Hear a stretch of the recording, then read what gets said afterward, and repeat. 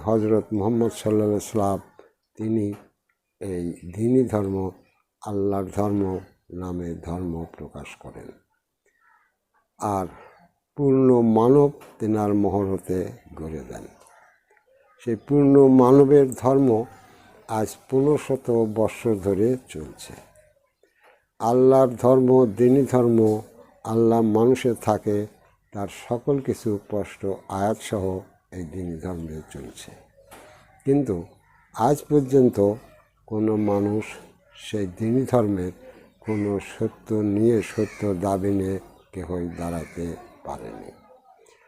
তো বিষয় হলো যে যখন সেই বুনি আদমের থেকে সেই কোনো মানুষ সেই দ্বীনি নূরের সত্যকে ধারণে নিয়ে তাকে নিজের জীবনে প্রতিষ্ঠা করে আদম নূরের দাবিতে